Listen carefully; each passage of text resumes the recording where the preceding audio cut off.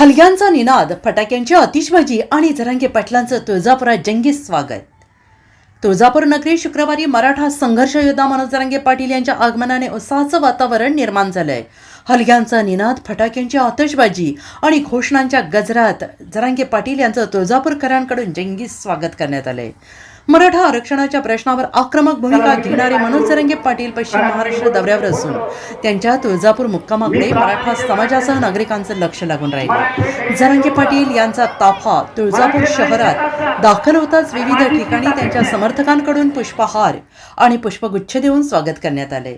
मलबा हॉस्पिटल परिसरात त्यांचे स्वागत करण्यात आल्याचं सांगण्यात येतंय आणि त्यानंतर त्यांचा ताफा लोहिया मंगल कार्यालयाकडे रवाना झालाय.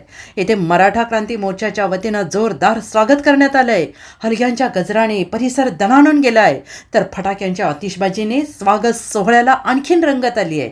मनोज जरांगे पाटील आगे बढो, हम तुम्हारे साथ है अशा घोषणांनी परिसरात उत्साहाचं वातावरण पाहायला मिळालंय. महिला, युवक, मराठा समाजातील विविध घटक मोठ्या संख्येनं उपस्थित असल्याचं दिसून येत आहे. मात्र या स्वागतासोबतच तुळजापूरकरांच्या काही अपेक्षा पुढे आल्या आहेत.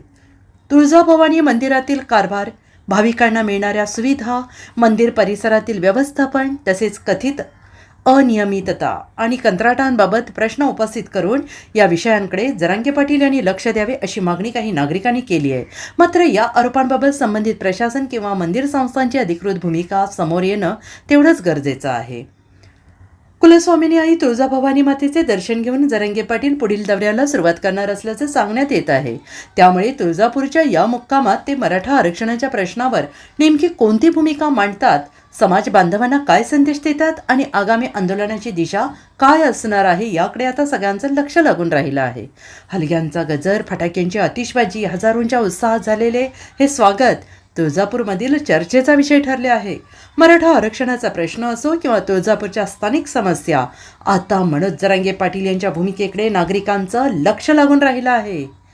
मी महाराष्ट्र सत्यवादी 7-7 तुळजापूरसोबत. जय हिंद, जय भारत, जय महाराष्ट्र.